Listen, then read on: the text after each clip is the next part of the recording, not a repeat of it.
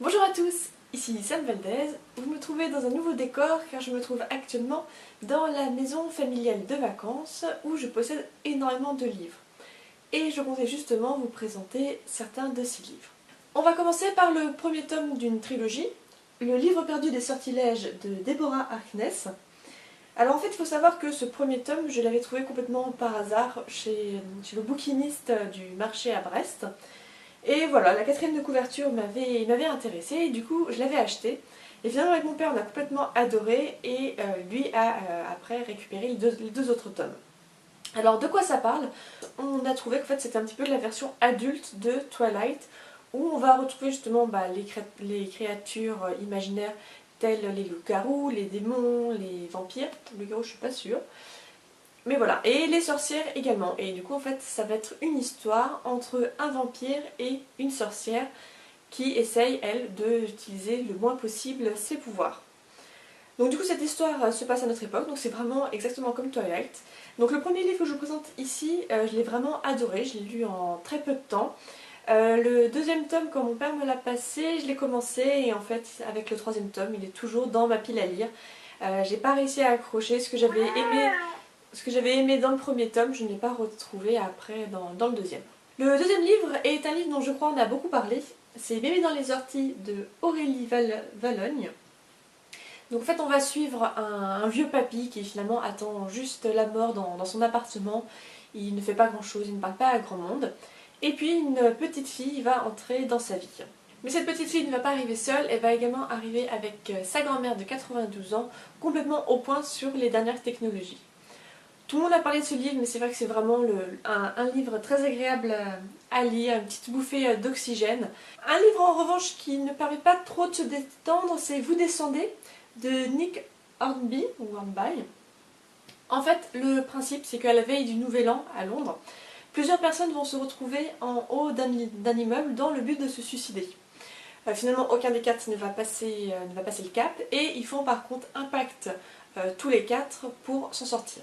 Alors ce livre je l'ai lu depuis très longtemps donc je suis pas sûre que les informations que je donne soient bonnes. En tout cas je sais que malgré un départ assez difficile j'avais plutôt bien aimé le livre, j'avais bien accroché. Quelque chose par contre qui m'avait perturbée c'est que du coup il y a 4 personnages et le livre il va y avoir 4 voix différentes car on alterne entre les différents personnages qui ont donc 4 personnalités bien distinctes. L'idée est bonne, mais c'est vrai que ce principe-là, je n'aime pas trop. J'aime bien quand éventuellement on va alterner entre deux personnages ou deux lieux. Mais là, 4 personnes différentes, ça me perturbait parce que forcément c'est souvent à la fin d'un chapitre c'est un cliffhanger. Et du coup il faut attendre 3 chapitres, et du coup attendre le 4e chapitre pour revenir sur la personne. Donc ça c'est le petit point négatif. La balade d'Esther Day de Mercedes Einwine, je ne sais pas du tout comment ça se prononce.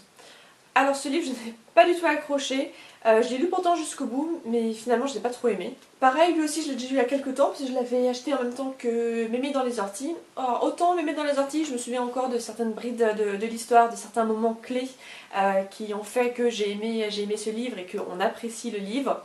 Autant celui-ci je trouvais qu'on restait assez en surface des personnages. C'est l'histoire en fait donc d'une fille et d'un poète raté qui vont finir ensemble, on ne sait pas trop pourquoi, et qui vont partir comme ça en escapade. Voilà, c'était pas vraiment un livre marquant et vraiment pas un livre que je conseille et que je n'ai d'ailleurs conseillé à personne et qui va probablement être donné. Balzac et la petite tailleuse chinoise de DCIJ, je vais pas essayer de prononcer son nom. Alors ce livre, je l'avais lu parce que ça avait été donc un livre obligatoire avec le lycée, il me semble. Et finalement j'ai beaucoup aimé, je me demande si je ne l'ai pas lu 3 fois entre temps, parce que du coup j'avais lu donc au collège-lycée et une ou deux fois ensuite.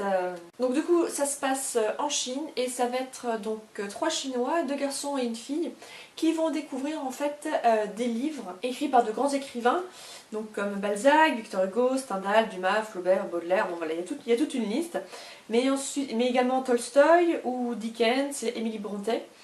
Et du coup, donc, ces livres sont bien sûr écrits en chinois. Et en fait, ça va être donc l'impact que vont avoir ces lectures sur donc, les 3 lecteurs et l'impact particulièrement que ça va avoir sur la petite tailleuse chinoise. Donc ça se passe bien sûr à l'époque où dans la Chine donc, on n'a pas le droit de lire, les livres sont détruits. Donc du coup, ils se mettent même en danger de lire ces livres-là. Et je me souviens justement d'une anecdote que j'ai beaucoup aimée dans ce livre, c'est que donc le lecteur principal qu'on suit dans le livre, donc finalement le héros, va même jusqu'à réécrire des passages à l'intérieur de sa veste en mouton. J'ai trouvé ça assez amusant. Mais voilà, ce qui est surtout intéressant, c'est de voir l'évolution de la petite étude chinoise avec à la fin sa décision définitive. Le livre que je vais vous présenter ensuite est en fait donc une série de 4 livres, donc avec Les Enfants Tillerman tome 1 et 2, ensuite La chanson de Dissey et Dissey risque tout. Donc Dissey va être en fait l'aîné d'une fratrie de 4 enfants, donc il n'y a pas de père, et en fait la mère va un jour disparaître alors qu'ils l'attendent dans tous les 4 dans une voiture sur un parking. Quand la mère ne revient pas, Dissey, donc l'aîné, va décider de quitter la voiture et de guider ses frères et sœurs jusqu'à chez leur grand-tante qui ne le connaissent pas, donc ils connaissent seulement l'adresse et qui se trouve quasiment de l'autre côté des États-Unis. Donc du coup ce sont donc 4 enfants mineurs avec seulement l'argent qu'ils avaient dans les poches et les vêtements qu'ils avaient sur eux.